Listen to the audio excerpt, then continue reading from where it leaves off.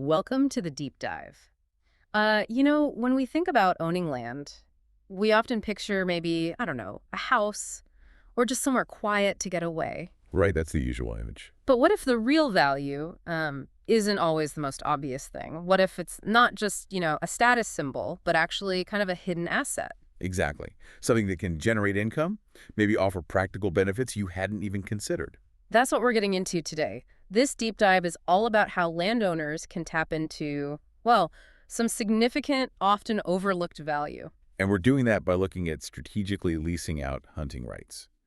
Now, I know it might sound a bit niche, Yeah, maybe not the first thing people think of. but honestly, it offers some really powerful lessons. Things about using your assets creatively, generating income, and even like smart property management without you having to be there constantly. Okay, so where are we drawing these insights from today? We're pulling from excerpts of a really interesting piece. It's called How Landowners Benefit from Leasing to Hunters, and it's from the AHLA blog published back in March 2023. Got it.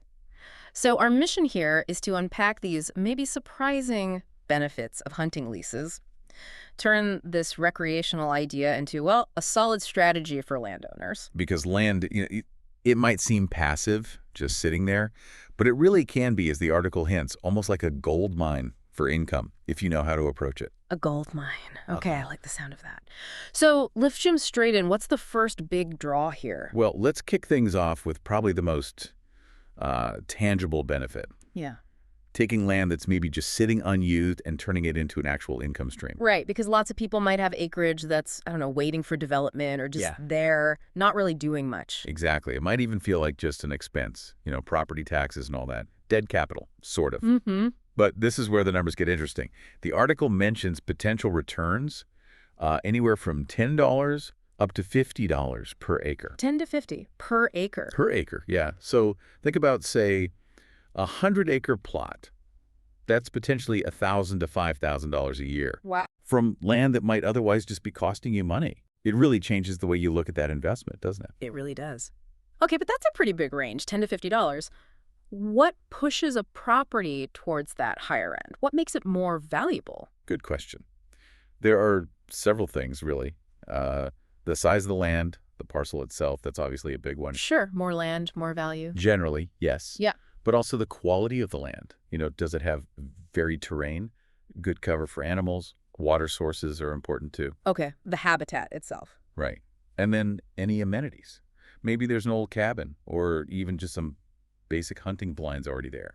That adds value. Makes sense. But maybe the most crucial factor, the game population. If you've got plenty of healthy wildlife, well, that land is going to command a premium price. Gotcha. So, healthy wildlife equals higher lease value.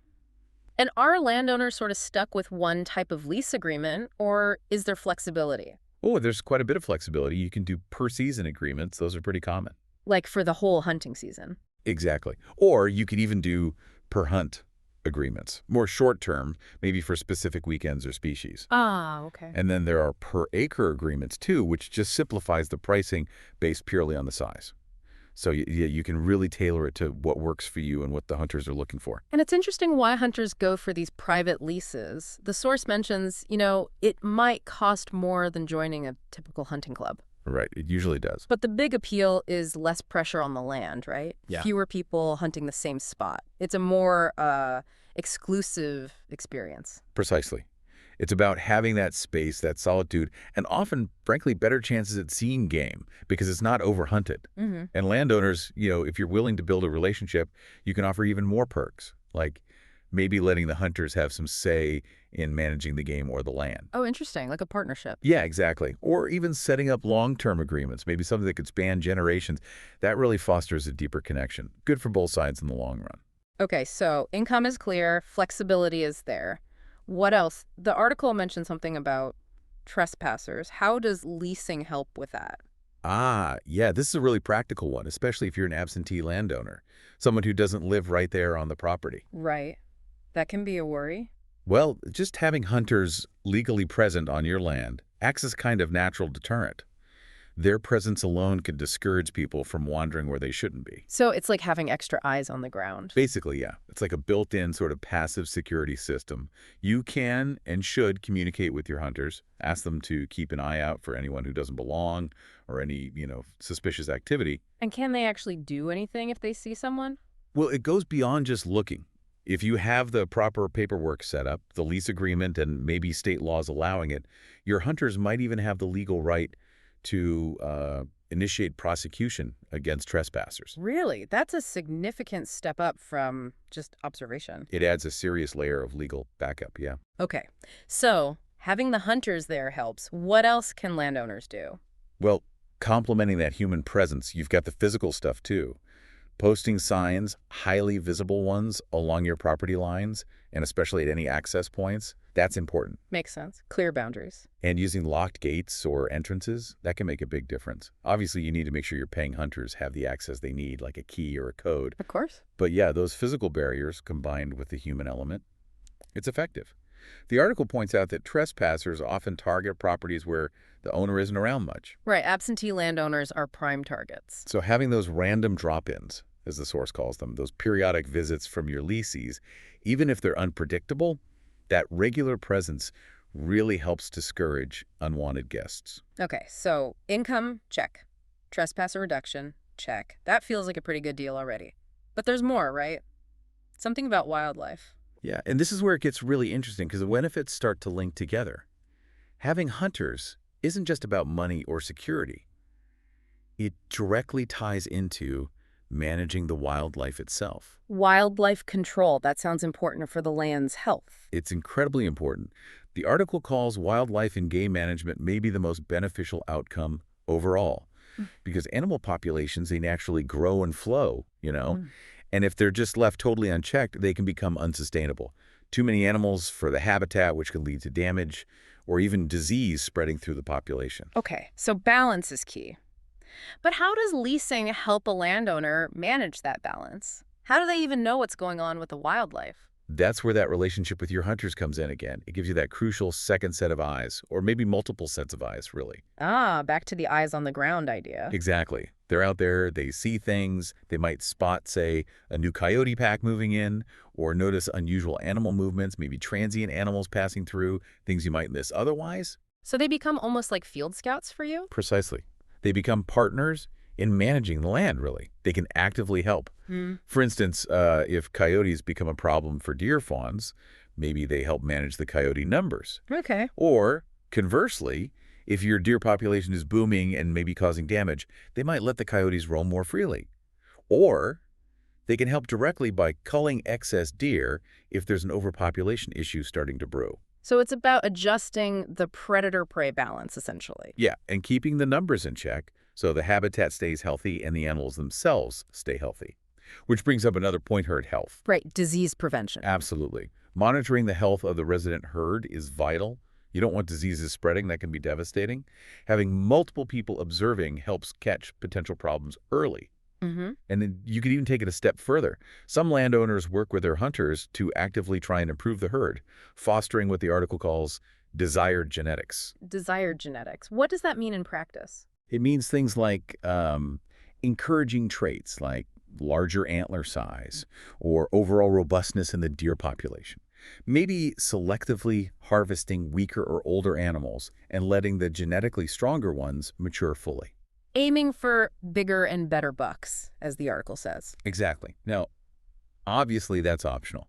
If you're not super focused on the hunting aspect yourself, you don't need to get into that level of detail. But the potential is there for herd improvement. Okay, that's fascinating. So income security, wildlife management, even herd improvement potentially. It sounds like a really comprehensive package of benefits. It really is. Yeah. But there's one absolutely critical piece that underpins all of this, especially for the landowner's protection. Let me guess. Liability insurance. You got it. Liability insurance. The article stresses this is vital, absolutely essential when you're leasing land to hunters. Whether an organization like AHLA requires it or just for your own peace of mind, you need it. Okay, vital. Talk me through that. Why is it so crucial and what does it actually cover? Well, its importance really can't be overstated. We're talking specifically about vacant land insurance here. It's designed for properties where the owner doesn't live, Yeah. properties used for things like recreation. Got it. Vacant land insurance. And it typically covers a pretty broad range of things. Get this, it can even offer coverage related to trespassers. Wait, even if they don't have permission to be there? Yeah. Even if someone is injured on your property without permission, believe it or not, you, the landowner, could potentially still be held liable. So this insurance protects you in that scenario. Wow. Okay. That alone sounds worth it. What else? It also covers invited guests, naturally. So if your leased hunters or maybe their guests, if permitted, get hurt on the property or if they accidentally cause damage, you're covered. Okay, that makes sense. And what about those amenities we mentioned earlier, like old barns or sheds, stuff that might be a bit rickety? Yep, that's usually included too. The insurance generally covers the use of existing structures like old barns, sheds, even cabins if you have one. It recognizes that these things can pose risks, potential injuries, or they could get damaged themselves. Right. Especially important if you're charging more for a lease that includes those structures. Exactly. If you're offering amenities as part of a premium lease, having that specific coverage is essential. Now, the source mentioned a specific organization, the AHLA, American Hunting Lease Association. What role do they play here? Yeah, AHLA comes up as a key resource. They actually offer this type of vacant land insurance, and apparently you can get instant quotes. Oh, convenient. Very. They have different membership levels, standard and premium. And importantly, they help with customizing liability waivers, specifically for your hunters. The legal paperwork side. Right. Plus, they have an online portal to help manage the leases and the insurance, which is handy. Any other standout features from AHLA? One really nice feature mentioned is that their standard vacant land policies can cover up to 7 landowners on the same policy for free. 7. For free. Yep. Which is great if a property is owned by a family or multiple partners, and you can add even more owners for a small extra cost. That's really useful for shared ownership. And just to be crystal clear, if I'm offering, say, a cabin as part of the lease, is the AHLA policy designed for hunting specific risks? It seems so. The article specifically mentions that the AHLA policy covers scenarios like, and I'm quoting loosely here, a stray bullet or a hunting party gone wild, basically the kinds of unique risks that could happen if you're offering those kinds of amenities as part of a premium hunting lease. It aims for comprehensive protection. Got it. Comprehensive protection is definitely what you want there. Okay, wow. What a journey through this topic. It covers a lot of ground, doesn't it? It really does. So just to kind of wrap things up, what we've really uncovered in this deep dive is how leasing out hunting rights can, well, completely change the game for landowners. It's not just static land anymore. No, it becomes this dynamic, multifaceted resource. Right. You're earning extra income, often from otherwise unused land. You're getting help, real help, controlling wildlife populations for the health of the land. Critical help. And you're significantly reducing issues with trespassers. You're making that property really work for you. It truly highlights the power of, looking at an asset differently, transforming something often overlooked into something productive, beneficial, and protective. It's not just about what the land is, but what it can be, with a bit of strategy. Absolutely. Which leaves us with maybe a final thought for you, the listener, to sort of mull over. Yeah. Beyond this specific example of hunting leases, just think about what other maybe unused or underutilized assets you might have. It doesn't have to be land. It could be a skill you have, maybe even just pockets of time. Interesting angle. And just consider, how could those assets, with a little bit of insight, a bit of strategic thinking, be transformed into something valuable or beneficial or maybe even protective for you?